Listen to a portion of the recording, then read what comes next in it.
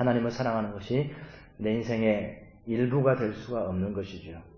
내 인생의 많은 영역 속에서 그 중에 일부분을 떼서 하나님을 사랑한다. 내가 사랑하고 집중하고 또한 내 인생 목적이 되는 것들이 많은데 그 중에 일부가 하나님을 사랑하는 것이 포함되어 있다라고 한다면 그것은 하나님 사랑이 될 수가 없습니다. 그것은 어불성설이 됩니다. 하나님을 사랑한다라고 하는 것은 우리의 전 존재가 그 어떤 것보다도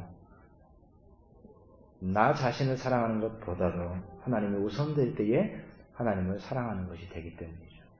그렇기 때문에 경건이 어려운 것이고 하나님 사랑이 어려운 것입니다.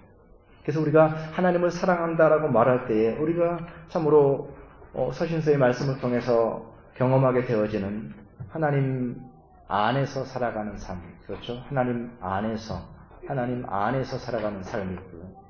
하나님 안에서 살아갈 뿐만 아니라 하나님 앞에서의 삶, 코람도의 삶이죠. 하나님 안에서의 삶이 그분의 은혜와 그분의 능력과 그분의 지혜 가운데 살아가는 삶이라고 한다면 하나님 앞에서의 삶은 두려운 마음을 가지고 하나님께서 지금 내 인생을 보고 계신다라고 하는 그 자세로 살아가는 것이 하나님 앞에서의 삶, 포람데오의 삶입니다. 그리고 하나님과 동행하는, 하나님과 함께 살아가는 삶. 그것이 하나님 안에서 사는 삶이고 하나님을 사랑하는 삶입니다. 우리의 삶 자체가 하나님 안에서 사는 삶이고 하나님 앞에서 사는 삶이고 하나님과 함께하는 삶이 된다라고 하는 것. 그것이 하나님의 사랑, 전폭적인 사랑으로 하나님을 사랑하는 삶이 되는 것이죠. 그렇기 때문에 우리 모두가 우리의 전 존재가 하나님 안에 있는 삶이지 하나님이 우리 가운데 우리의 일부로 계신 삶이 아니라는 것입니다. 이것이 경건의 삶이고 하나님을 사랑하는 삶입니다. 그런데 문제는 여전히 우리는 우리 자신을 사랑하고 있고 우리의 욕망을 사랑하고 있습니다. 우리는 우리 자신을 사랑합니다. 우리 욕심을 사랑합니다. 우리의 욕망을 사랑합니다. 그리고 내 마음의 왕자를 지키고 싶어 합니다. 이것이 문제지요. 하나님을 온전히 사랑해야만 경건할 수 있는데 우리는 여전히 내 욕망을 사랑하고 있고 참으로 내 왕자를 여전히 지키고 싶어 합니다. 그렇기 때문에 우리가 하나님을 사랑한다라고 하는 그 사랑은 오늘 말씀처럼 경건의 모양은 있다라고 하는 말씀처럼 모양만으로 하나님을 사랑하게 되는 일들이 우리 가운데 일어나고 있습니다.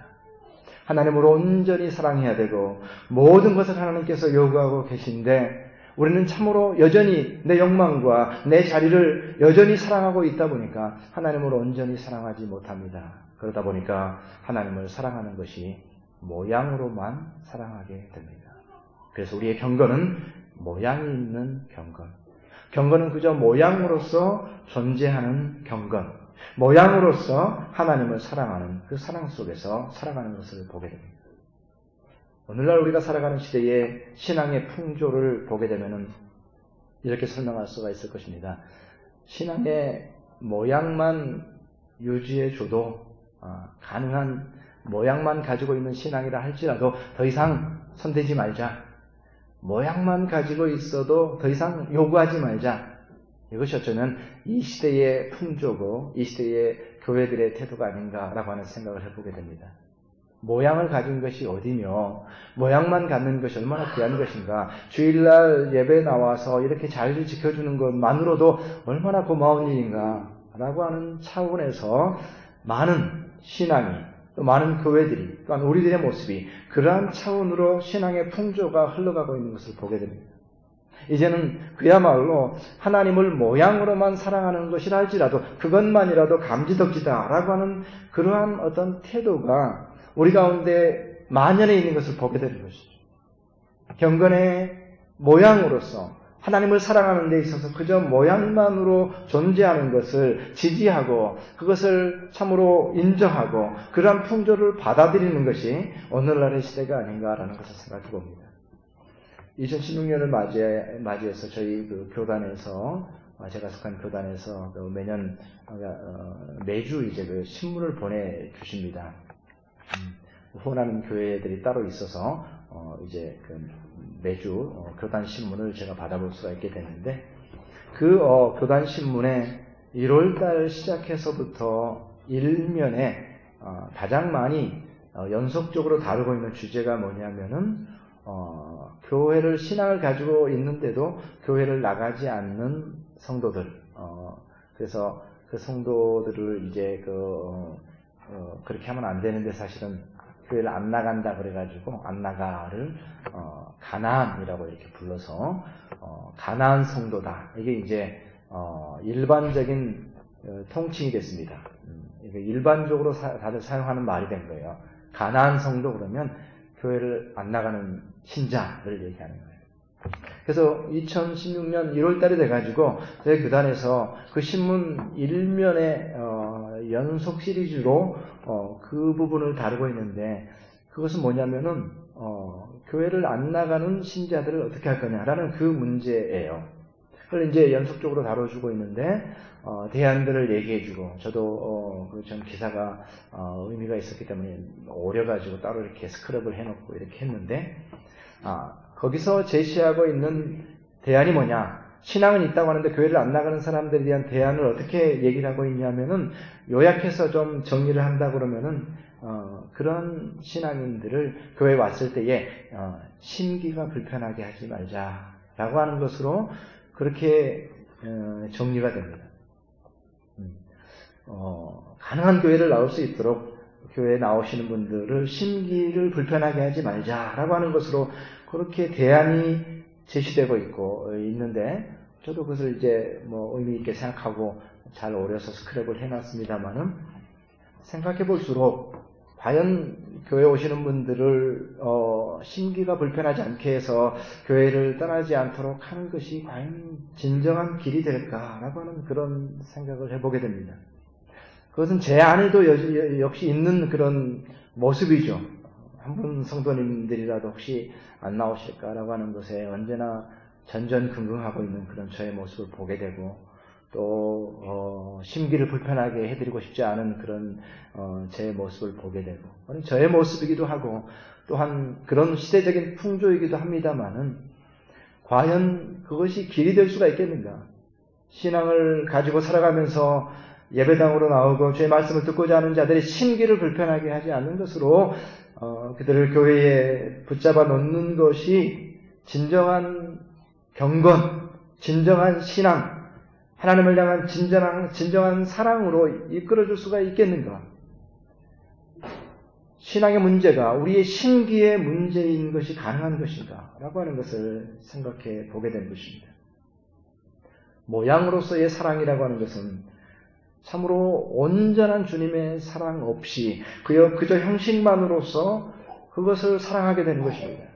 그런데 형식만으로서 하나님을 사랑하는 것이 지속되게 되면 어떻게 됩니까? 그것은 껍데기일 뿐이고 빈 것이기 때문에 그 안에 뭔가가 채워져야 되는데, 그 가운데 채워지는 것은 다름 아니라 자기 욕심이고 자기 욕망이고 자기 사랑에 불과한 것입니다. 다시 말해서 겉으로 볼 때는 모양으로서 형식은 하나님을 사랑하는 것을 가지고 있지만, 경건을 가지고 있지만 그 내면에는 결국 자기 사랑의 욕심이 자리 잡게 될 수밖에 없다는 것입니다. 하나님을 사랑하는 것, 중심으로 하나님을 사랑하는 것 대신에 이제 자기 욕심으로 채워진 삶을 살아갈 수밖에 없다. 그것이 이 말세의 시대의 신자들의 모습이 될 것이다 라고 바울 사도가 엄중하게 경중하고 있습니다. 그러면서 하시는 말씀이, 이 말세의 시대에 자기를 사랑하게 될 것이다. 돈을 사랑하게 될 것이다. 교만하게 될 것이다.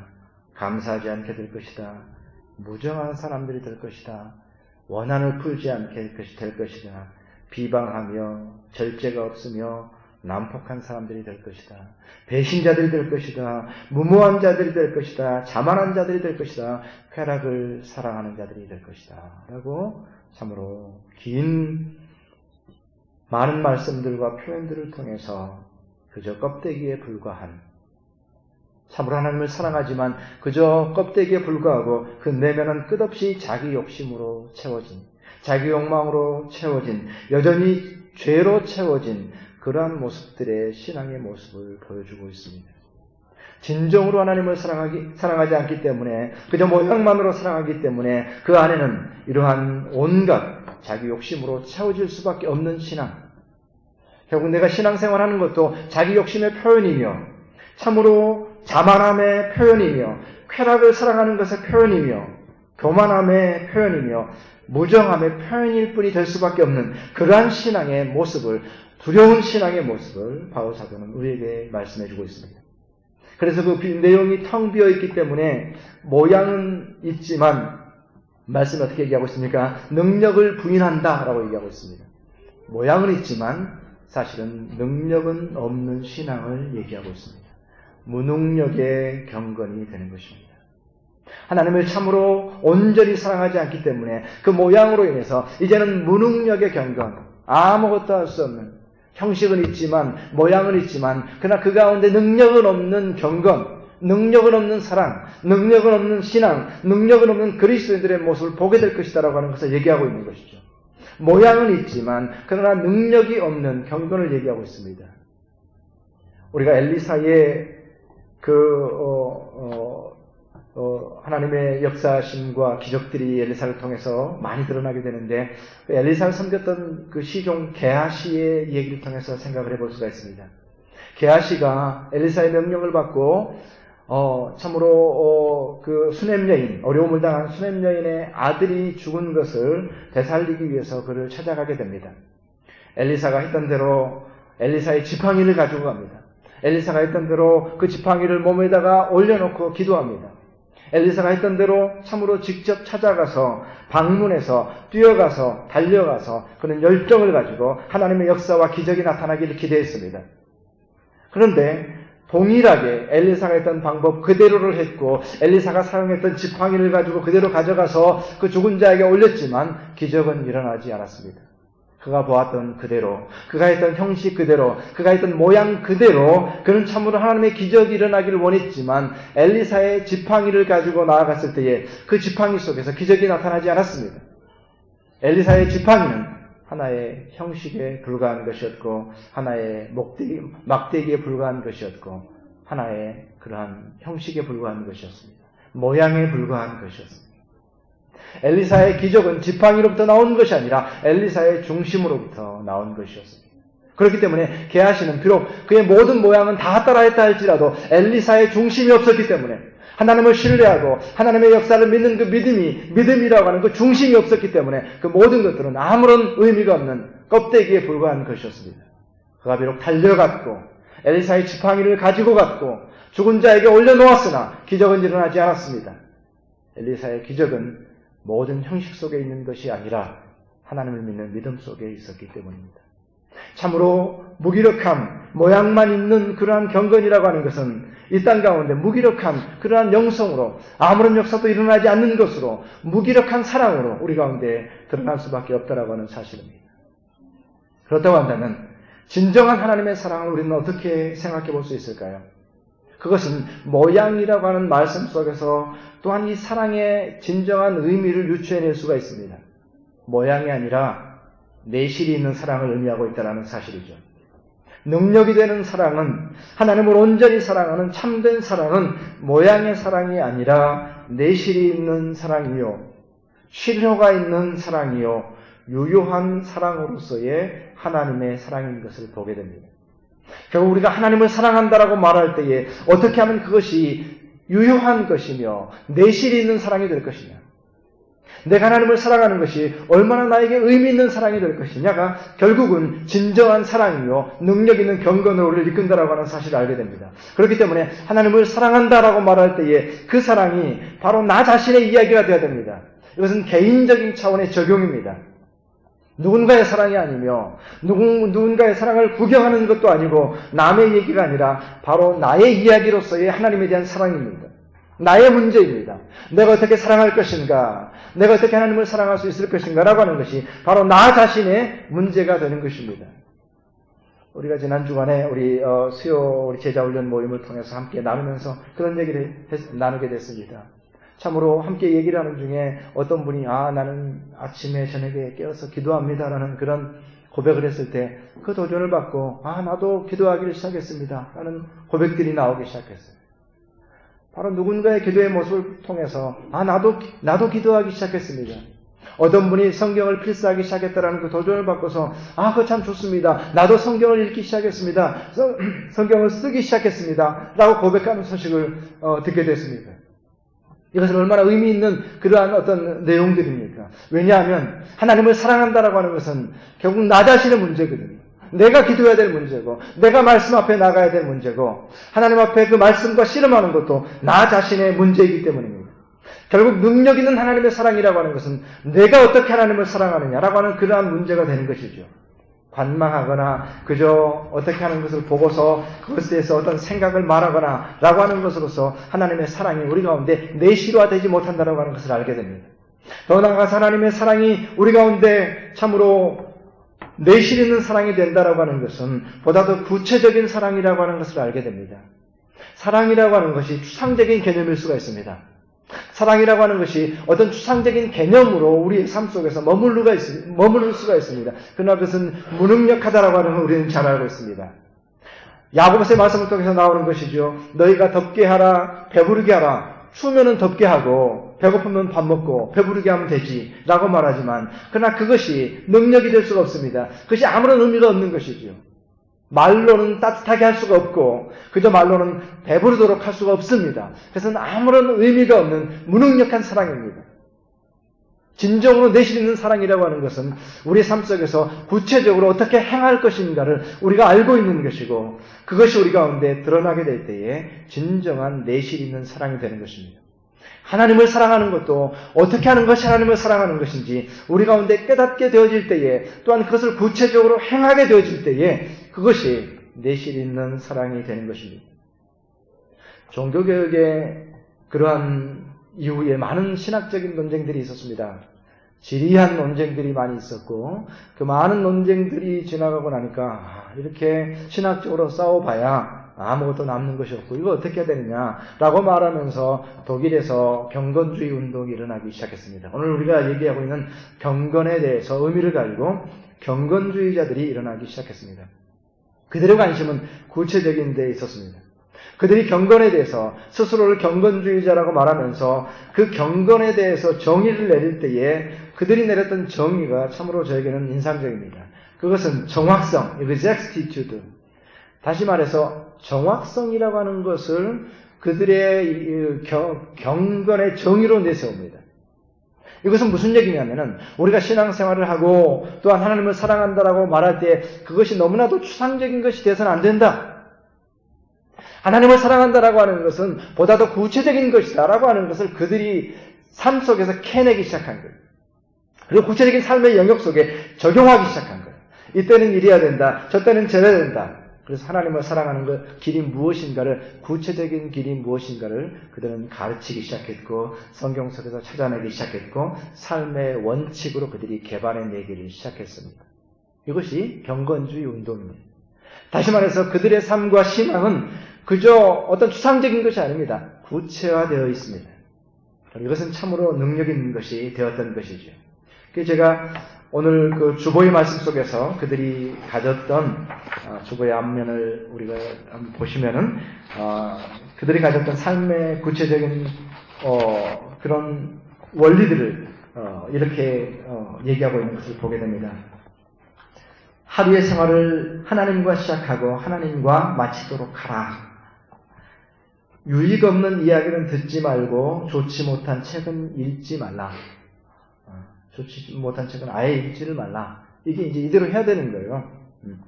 나쁜 생각이 일어나면 그것을 즉시 버리고 좋은 생각만 가져라.